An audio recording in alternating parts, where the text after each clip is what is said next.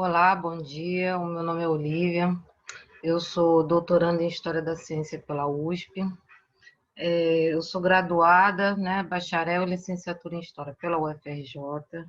Eu tenho especialização em preservação e gestão do patrimônio das ciências e da saúde pela Fiocruz. E o meu mestrado em História da Ciência também é pela UFRJ. Eu estou através dessa disciplina, né, que é um estudo muito introdutório sobre a história e a historiografia da ciência, é, pelo, pela proposta do curso, que só permitia 4 indicações de bibliografia e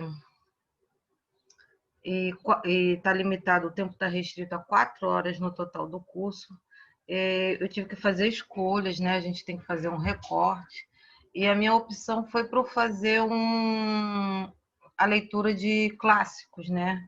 Existem muitos autores bons que ficaram de fora. Eu, por exemplo, lamentei muito deixar Pierre Bourdieu e o campo científico de fora, que permitiria uma discussão muito interessante sobre a formação do campo científico, o que é capital científico que ele chama, né?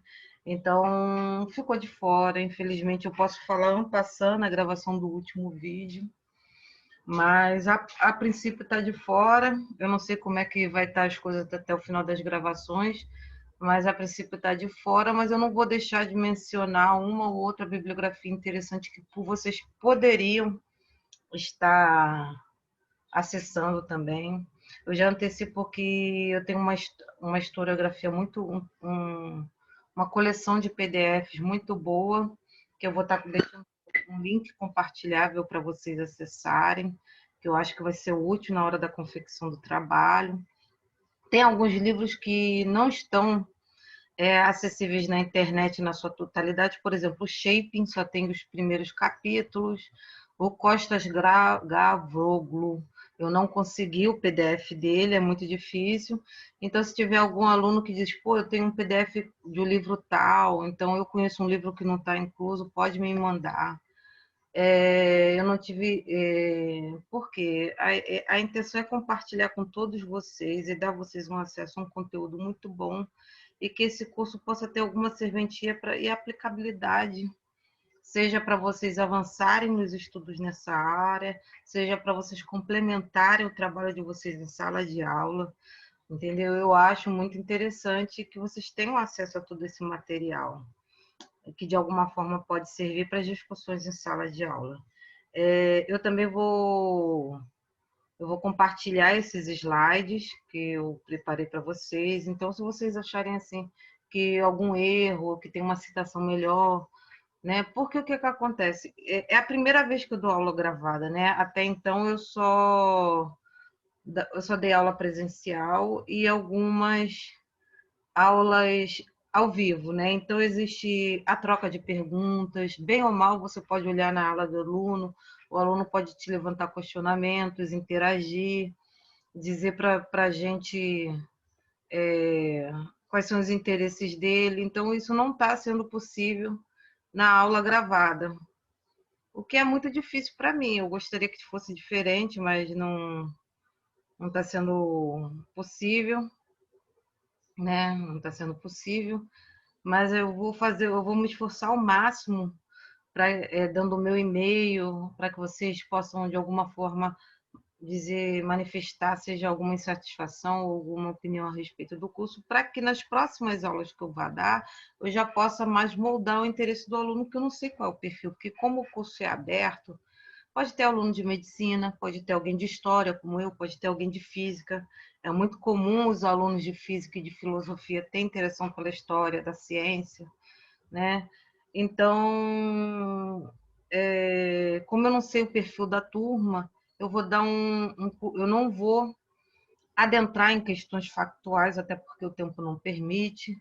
Então, a gente vai ficar a estudar em cima dos conceitos que esses principais autores e promover uma discussão historiográfica, porque cada um deles tem uma leitura a respeito do que seria a história da ciência, a revolução científica, as suas contribuições, né? Todos eles levantam uma bola muito interessante, E é esse que eu vou dar acesso. Então, se o interesse do aluno aumentar, eu posso formular um novo curso com uma nova proposta, por exemplo, assim, discutindo questões mais factuais, porque eu não vou poder, por exemplo, discutir com vocês, embora alguns possam se interessar, como é que se deu a revolução científica na astronomia e na física.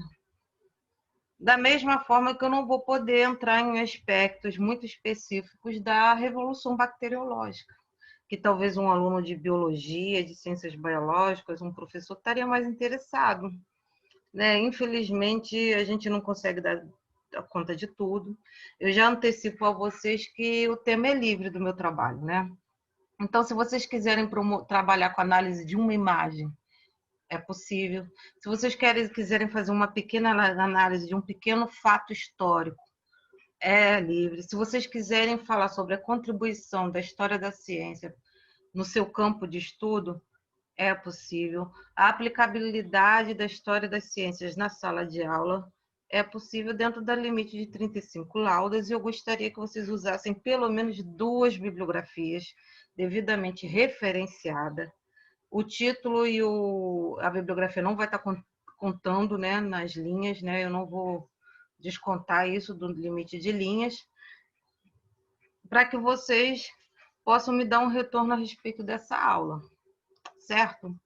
Né? Então, eu já vou antecipar, isso vai estar escrito também, eu já mandei a proposta de atividade para vocês, e eu espero, sinceramente, que a gente chegue até o final desse curso. Exemplo assim, eu ganho experiência, eu ganho bagagem, eu ganho argumento. Toda vez que eu tenho que dar um curso desse, por mais que eu conheça alguns conceitos, eu releio, então eu volto a estudar. Então eu espero que esse curso também dê retorno profissional para vocês, entendeu? Então vamos lá, né? Através desse curso, eu pretendo, né? Eu vou inserir logo os slides, mas pode ser que eu volte, né? Eu tenho que dizer para vocês que eu não fiz os slides nem da minha dissertação, nem da minha qualificação, nem de nada. Então, tipo assim, o ambiente virtual é algo absolutamente novo para mim. Eu não era familiarizada com esses recursos de gravação de vídeo. Meu celular é a melhor câmera que tenho, essa do... É notório, vocês logo vão perceber que a qualidade do vídeo produzido pelo meu computador não é muito bom. Todas as aulas filmadas, porque a tela do meu... Eu botei na autorizada. Apagou o conteúdo que tinha no meu celular, o que acontece, que é normal nas autorizadas. Eu perdi todas as aulas, então isso me provocou um estresse muito grande, porque eu perdi os prazos, então eu peço perdão, porque vocês estão tendo acesso a essas aulas com um certo atraso.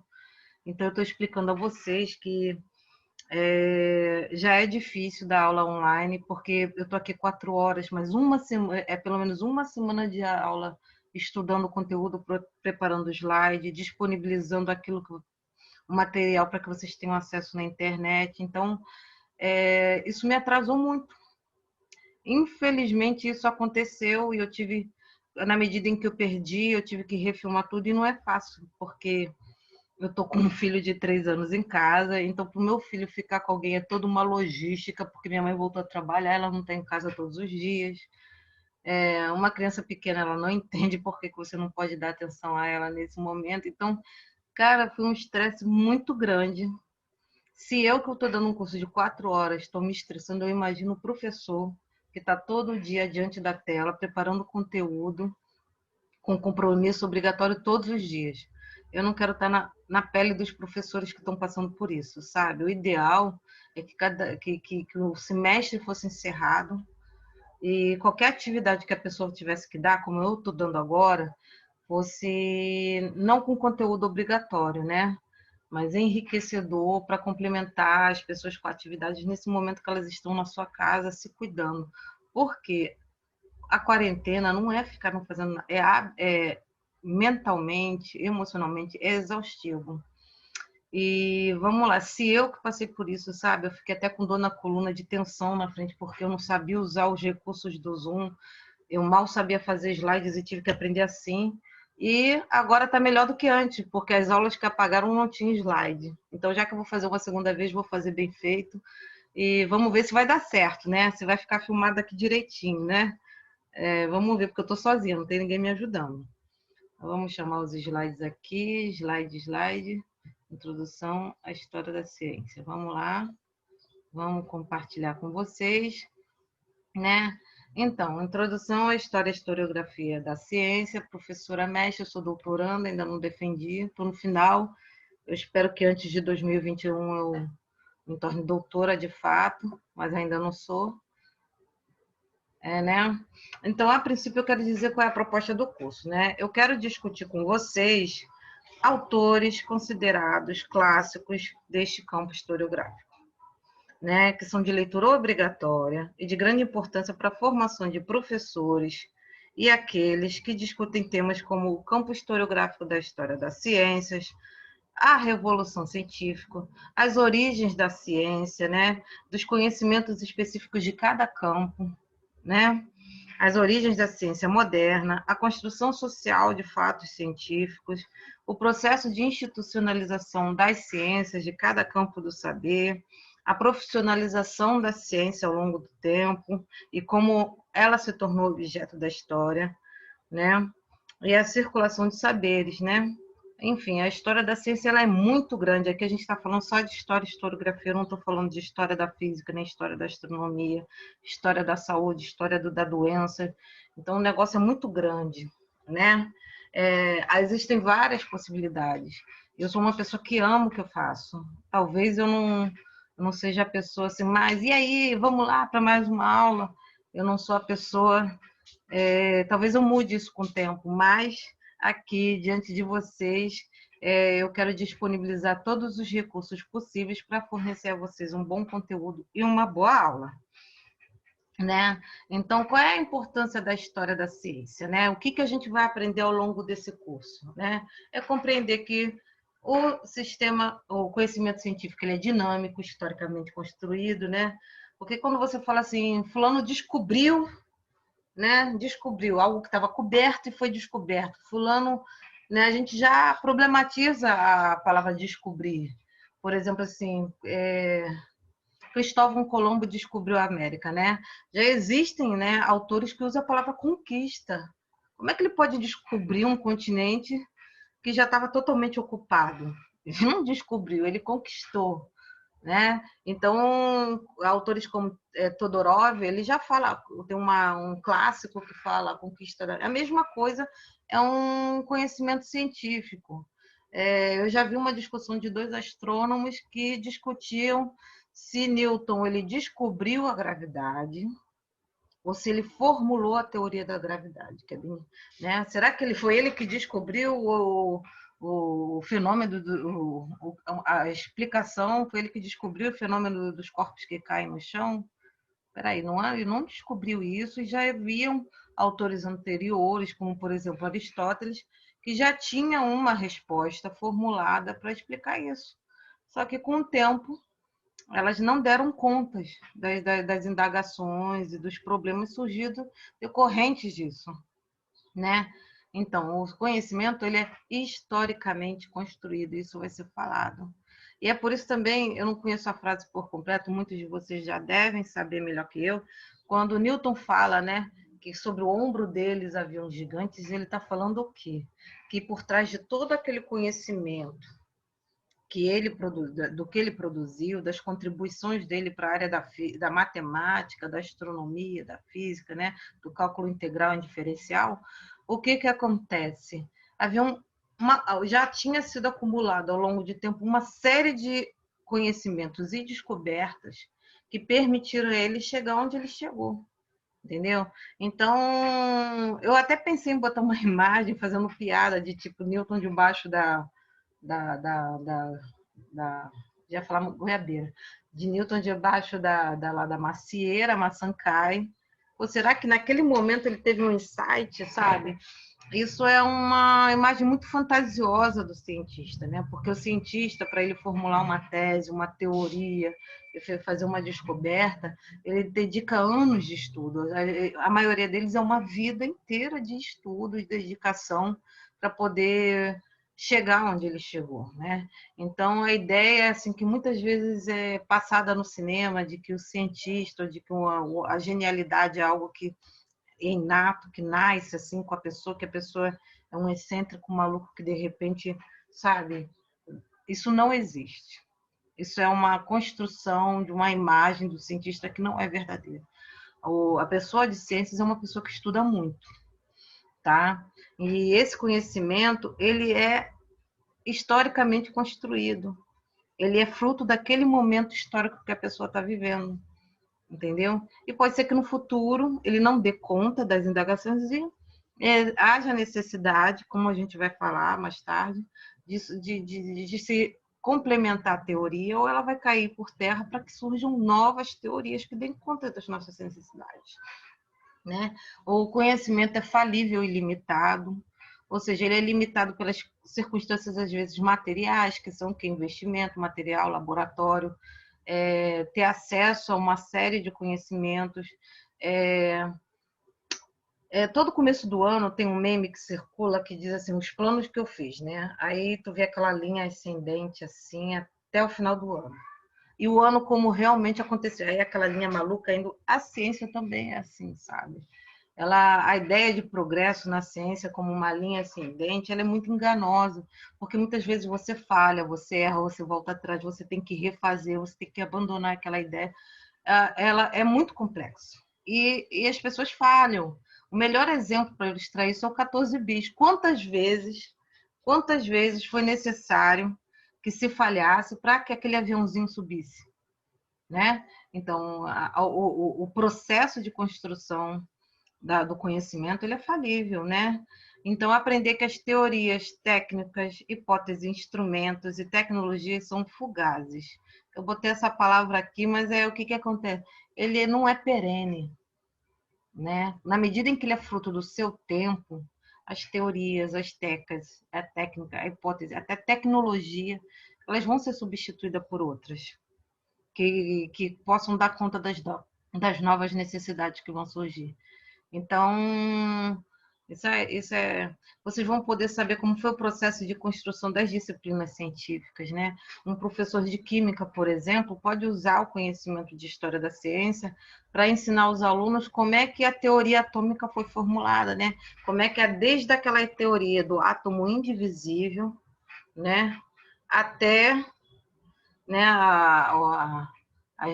as teorias mais modernas, né, do atomismo, elas falam como é que foi ao longo do tempo, com o acúmulo de conhecimentos, a gente chegou ao que a gente sabe hoje. Isso é história da ciência, né? Isso é história da ciência. Então você acaba inserindo o aluno no ambiente daquela época, na mentalidade daquela época, que permitir, né, para que ele facilitar o conhecimento, né? E também aumentar a bagagem cultural do aluno, o interesse pela disciplina, né? Porque ficar só martelando fórmula às vezes é muito complicado para alguns alunos, né? Para conhecer e problematizar conceitos como racionalidade, progresso, inovação, métodos científicos, né? O que é racional e o que é irracional. Olha, não posso entrar nisso agora. Aí, vamos lá, para adotar uma postura crítica e reflexiva em relação à ciência, né? Eu acho que isso é muito importante em tempos de negacionismo. Eu fico muito grata aos alunos que se interessaram por esse curso numa época como essa, né? Porque em tempos de negação da ciência, né? É absolutamente complexo lidar com essa temática. É absolutamente complexo, porque eu vejo até médicos, por exemplo, médicos formados, juramentados, indicando um medicamento, né, prescrevendo um medicamento que várias instituições científicas do mundo testaram e disseram que não funciona. Ora, a gente sabe que o método científico não é uma coisa que o cara tirou da sua cabeça. Existe, né? É testado, é retestado, existe um grupo de acompanhamento, né? Então, e vários institutos no mundo inteiro, não foi só no Brasil, através da Fiocruz, eles disseram que não serve. Então, por que até médicos que são profissionais dessa área estão prescrevendo um remédio que é comprovadamente ineficaz e pode até causar perigos, né? É porque, às vezes, esse profissional ele não conhece como é que é produzido o conhecimento, os mecanismos da construção daquele conhecimento científico. Às vezes, o próprio profissional da área ele desconhece esses mecanismos, porque se ele conhecesse, ele não estaria fazendo isso, né? Porque eu não vou botar de forma nenhuma, é muito simplificado falar assim, ele é mau, ele é irresponsável. Não, não é. Existe algo por trás disso, né? Existe uma dificuldade, né? Decorrente de um mundo muito que a gente vive, que é muito literal, né? Existe uma dificuldade em acreditar naquilo que a gente não vê, né? Os nossos olhos, eles nos enganam, né? Se a gente está andando na rua e olha assim para o sol, é muito mais fácil acreditar que é o Sol que está girando em torno da Terra do que a Terra ir girando em torno do Sol. Então, é muito difícil, porque para você explicar para uma pessoa uma pandemia, você tem que passar por conceitos como vírus, contágio, formas de contágio, né? Explicar para eles cuidados específicos. Então, é absolutamente complexo para um cidadão comum. Eu, por exemplo, eu precisei levar meu filho no hospital para fazer um exame e uma mulher começou a falar umas besteiras assim para mim e ela ficou com raiva de mim porque ela disse que foi curada pela cloroquina e em vez de eu fazer que tá tudo bem, eu não cheguei e disse não, eu não acredito. E ela começou a falar um monte de besteira para mim. E ela virou e falou assim, por acaso você acredita que existe uma doença que pode dar no mundo todo ao mesmo tempo? Ela falou isso para mim. Eu falei, acredito. E não é a primeira vez. Né? Nós já tivemos a peste bubônica, a gente já teve a gripe espanhola, que chegou ao Brasil. E aí eu virei para ela e falei assim, inclusive existe uma doença causada por um vírus que existe no estado pandêmico no mundo todo, e que é a AIDS. Então, ela não é a primeira, não vai ser a última, e a gente precisa de conhecimentos científicos para lidar com isso, porque ela ficou chocada quando falou, eu falei AIDS. Ela, AIDS? Mas a AIDS você tem que ter contato com o meio contaminado, o meio contato sexual, para pegar o vírus, para pegar a AIDS, né? Ela falou AIDS. Eu falei, exato. Não, vírus é transmitido no ar. Eu falei, não, não é bem assim, né? Existem várias formas de transmissão. Isso aconteceu? Ela, não. A AIDS não é um vírus, a AIDS é uma bactéria. Ela falou isso. Então, a gente está lidando com pessoas que não sabem diferenciar vírus de bactéria. Então, é muito difícil travar esse tipo de discussão no meio de uma pandemia, sabe? Porque são deficiências no ensino, é uma ignorância, né? No sentido de ignorar, de não saber, não no sentido da palavra mesmo, a respeito de conceitos muito elementares que são dados na escola e a pessoa, por algum motivo, a gente não vou entrar nisso, eles não aprenderam. Eles não aprenderam, né? E também existe que esse negacionismo, ela também decorre de além do analfabetismo científico, existe uma dificuldade cognitiva, né? De algumas pessoas, né? Existe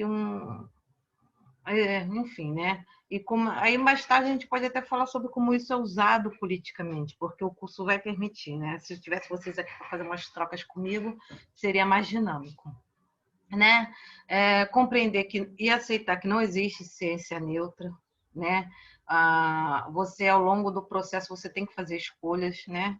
Por exemplo, aqui, né? Eu no meio de tantos livros, de tanta coisa interessante, por exemplo, assim, por que o Alexandre Poiré, que é uma leitura essencial, elementar, foi um dos primeiros a usar o termo revolução científica. Por que ele ficou de fora? Né? Por que por exemplo, leitura, eu tendo que escolher 4 bibliografias, eu tive que escolher. Isso é uma escolha minha, pessoal, minha, e isso não foi neutro, ela tem uma razão, entendeu? Então, essas escolhas a gente faz o tempo todo no campo científico. E há uma razão por trás disso, né? E para compreender que o desenvolvimento da ciência depende de uma política de governo que estimule a sua produção. Por exemplo, cortar recursos das universidades, que é onde a ciência é produzida, não é uma boa ideia, né? Ainda mais que são esses lugares, né? São nesses lugares que todo conhecimento, todo que é produzido. É onde estão os grandes laboratórios, é onde estão os grandes cientistas. Então, quando você desvaloriza o profissional da educação, quando você corta recursos para as universidades, então tudo isso você não pode achar, na medida em que você sabe que as descobertas, né, as grandes teorias, elas não são fruto de uma genialidade, de muita dedicação. Quando você corta recursos e salários dessas pessoas, você acaba, de alguma forma, influenciando na produção. Se falta papel na impressora, sabe? Coisas elementares. Se você não tem um bom microscópio eletrônico, se você não tem acesso a recursos para viajar até um lugar para pegar uma amostra de alguma coisa, isso vai influenciar no resultado da sua pesquisa. No Brasil, por exemplo, existe um fenômeno que é a fuga de cérebros, que eles saem, né, profissionais geniais, incríveis que saem, vão para institutos fora do Brasil, porque aqueles não são valorizados e às vezes não tem nem condições mínimas de produzir, né, como se deve. Então, aqui, ó, compreender que então existe por trás disso uma política de governo, assim que como você tem que aceitar, por exemplo, assim, que se você conseguiu, se as classes, se aumentou o número de vagas na, na faculdade, se aumentou o número de faculdades no Brasil, se existe políticas de cota para permitir, né, a inclusão social de determinados grupos na universidade. Se você entra numa determinada sala e vê que a turma não é totalmente branca, que já é possível perceber um aqui mais escurinho, isso tudo é resultado de política de governo, né? A gente não pode passar a vida porque, né, é a base da negação, né? Você tem que admitir que existe por trás disso da mesma forma como se tipo assim, você não pode achar assim que você comprou uma casa, um carro, isso tudo, porque simplesmente é fruto do seu esforço pessoal, não. Existe até atrás disso existe uma política de governo. Atualmente, assim, o preço do arroz está um absurdo, né? Os memes tem vários na internet. Eu tomei um susto, porque um sacão de 15 quilos que você comprava por R$ 8, você não consegue, você tem dificuldade. Eu vi uma foto por 40 e pouco. Então, você tem que saber que isso não é uma liberalidade do dono da universidade, uma mera liberalidade do dono do estabelecimento comercial. Por trás desse aumento de preços, existe sim uma política de governo, tá? Então, se você vai ao hospital, falta profissional, falta vaga, falta leito, há uma política de governo por trás disso. A gente não pode botar culpa só no passado, isso é uma herança maldita, isso foi o fulano. Não, a gente tem que saber que quando você assume essa responsabilidade, é você que vai segurar o rojão. Não dá para passar a vida terceirizando responsabilidades, né? Apesar de que a herança existe, né? Mas a gente não pode passar a vida culpando, terceirizando responsabilidade para não fazer o que você tem que fazer, o papel que você assumiu, né? A responsabilidade que você assumiu. Né? Eu imagino que eu estou lidando com adultos, né? E vamos lá. A ciência não é fruto de genialidade, mas de dedicação, força e investimento, né? Então, um breve panorama da ciência moderna, né? Eu estou vendo aqui que eu não botei as datas, né? Eu vou ver se eu consigo melhorar para vocês na hora de botar lá no link compartilhável para você ter acesso aos slides, né? Então, quais são os adventos, as consequências das revoluções científicas, né? Porque o mundo que a gente vive hoje, esse mundo que contemplamos, ela é resultado da ciência moderna. Tudo isso, se você andar de carro, se a gente está na internet aqui online, isso é resultado dos avanços da ciência moderna, né? Mas ali onde eu estou botando, no meu panorama, são fatos históricos importantes que foram deflagrados, ou de alguma forma têm relação, perpassam pelas revoluções na ciência, pelo progresso, o avanço na ciência. Por quê? O avanço da ciência, como veremos, ela é decorrente de uma nova visão de mundo, entendeu? É um mundo novo que se descortina diante dos olhos desses homens. Então, ela é influenciada essa nova forma de relacionar com o mundo e, ao mesmo tempo, ela influencia, né? Ela influencia essa sociedade, né? É uma via de mão dupla, né? Porque ela fornece elementos plausíveis para sustentar algumas ideias e teorias, né? Então, quais são? A revolução astronômica, o nascimento da medicina e da anatomia, a utilização da instrumentação e do experimento controlado, o método científico ele é necessário, né? A definição do espaço do laboratório, a criação de sociedades e periódicos científicos, criou as bases intelectuais da ilustração e do enciclopedismo, a laicização e difusão do saber, a sistematização e integração dos conhecimentos, a revolução bacteriológica, a emancipação das disciplinas como a psicologia, a sociologia e a química orgânica, a institucionalização da ciência, com a construção de cátedras, institutos e departamentos. Eu trabalho com instituições científicas, né? Na verdade, a minha pesquisa, a Revolução Industrial, né? E eu não coloquei aqui, né? Mas a Reforma Protestante, ela também é um advento, né? Ela também é um advento da Revolução Científica, tá? Então, não está colocado aí, eu não vou ter tempo de falar isso, né? Então, para esse breve introdutório, eu acho que ficamos bastante claros, nós fomos devidamente apresentados, os objetivos da disciplina estão postos, a bibliografia elementar para vocês acessarem isso estão aí, e ao longo do tempo a gente vai discutir como e por que o conhecimento científico é um fenômeno social, econômico e cultural, né? E ela é um campo um campo do conhecimento altamente interdisciplinar, né? A contribuição dos profissionais, eles são de várias áreas, né? É, né? Então, a princípio vai ser isso. Eu vou começar um segundo livro. A escolha desse segundo livro não é por acaso, é o Steve Shaping, né? É um livro muito interessante. Eu vou explicar por que eu escolhi ele, de repente não escolhi o Poiré, ou de repente eu não escolhi o Rupert Hall, que tem um livro muito bom, que é A Revolução na Ciência, né?